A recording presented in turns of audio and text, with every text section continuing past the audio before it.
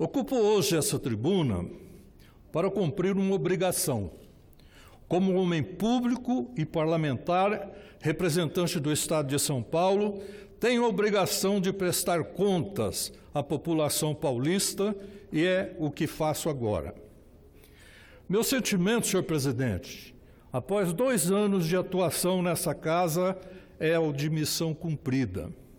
Em março de 2017, assumi a missão de substituir um parlamentar admirável, um amigo de longa data. Assumi como suplente e ocupei a cadeira de Aloísio Nunes, representando o Estado de São Paulo.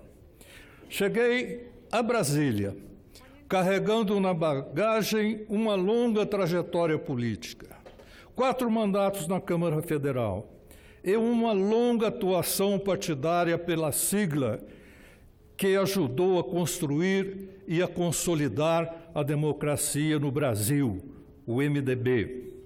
Com o movimento democrático brasileiro, vi e vivi momentos emblemáticos da nossa história desde a década de 60. No Senado Federal, optei por um gabinete de portas abertas para um diálogo constante com representantes da sociedade, civis e militares. Recebi e ouvi todos os que me procuraram, vereadores, deputados, prefeitos, representantes setoriais, dirigentes do setor produtivo e da saúde, cidadãos, enfim. Na medida do possível, atendi reivindicações focadas no interesse público, coletivo, em prol da nação. Reuni-me com ministros e, com humildade e tenacidade, lutei por recursos para investimento em saúde e infraestrutura para cerca de 40 municípios da minha região de Franca, localizado no Nordeste paulista. Consegui um aporte de quase 37 milhões de reais em investimento. Em 2019, não estarei mais à frente do mandato, mas deixo garantidos junto aos Ministérios da Saúde, da Educação, do Desenvolvimento Social e das cidades, mais cerca de 13 milhões. Senhor presidente, eu abro aqui um parênteses para uma reclamação. Depois de termos empenhados recursos para várias cidades da minha região no Ministério da Integração Nacional, fui tomado de surpresa recentemente pelo cancelamento de empenhos. Eu nunca vi isso ocorrer dentro do exercício. Eu vejo ocorrer cancelamento de empenhos ao encerramento do exercício, depois de encerrado o exercício. Depois de prefeitos terem cumprido todas as exigências para os seus convênios, cancelam os convênios, cancelam os empenhos. Então eu quero deixar aqui o meu protesto. Vou continuar lutando para que esses 4 municípios, e tenho preocupação que outros também, acabem passando pelo mesmo problema.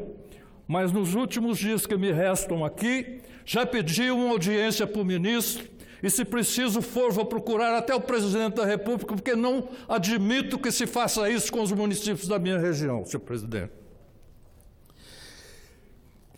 Foquei em recursos para a saúde, porque temos de priorizar a população que depende totalmente do atendimento público. Tanto as prefeituras como os hospitais que atendem o SUS são muito penalizados pelo alto custo dos procedimentos médicos hospitalares, pela baixa remuneração e pela carência de investimentos no setor. O mesmo ocorre com as santas casas e hospitais filantrópicos, que estão sempre mendigando recursos públicos para bem cumprir suas atividades. Apresentei projeto para amenizar a situação de penúria em que vivem essas instituições. Como legislador, propus 15 projetos de leis e destaco aqui o PLS 493/2017, que propõe a descentralização do imposto sobre aplicativos de transportes.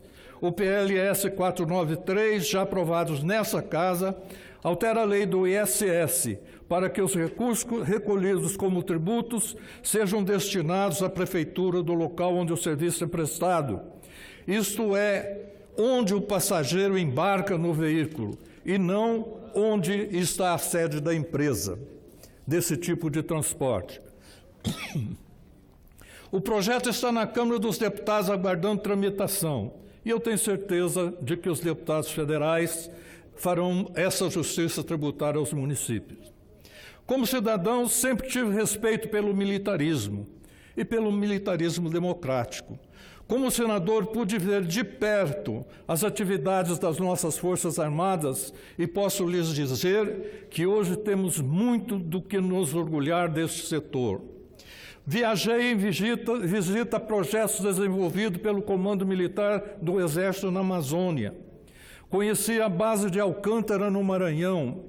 Em Gavião Peixoto, em São Paulo, acompanhei a construção do cargueiro KC-390, o maior avião militar fabricado no Brasil. São muitas as atividades militares estratégicas e fundamentais para o avanço do país, todas comandadas por oficiais comprometidos com a nação. Nossas Forças Armadas trabalham arduamente para a garantia de direitos e deveres constitucionais. Protegem nossas fronteiras, inclusive com ações aeroespaciais, e prestam relevante serviço à população brasileira em áreas remotas do país, como a Amazônia.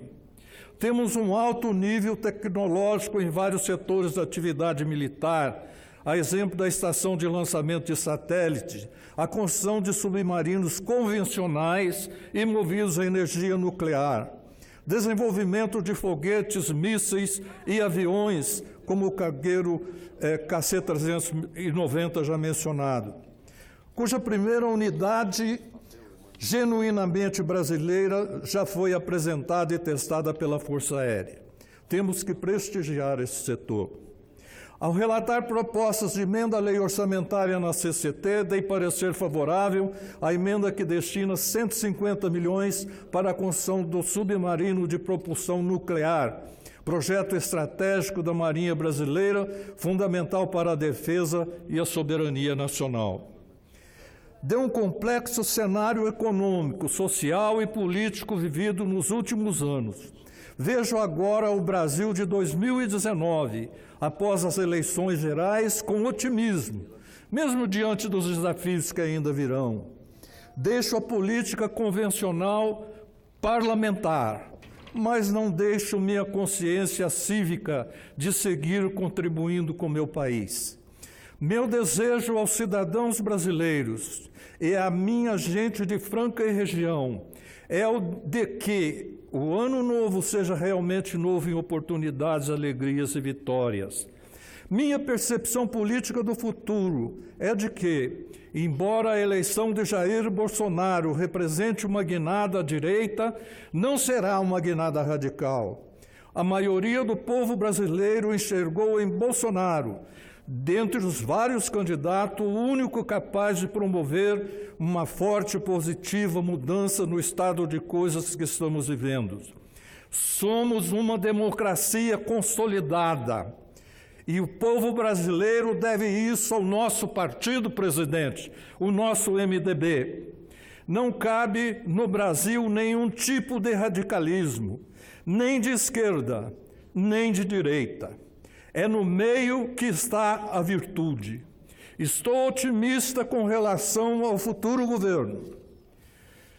Tenho certeza absoluta que o nosso país vai encontrar o seu verdadeiro destino, que é um destino de progresso, justiça social, senhor presidente. Muito obrigado.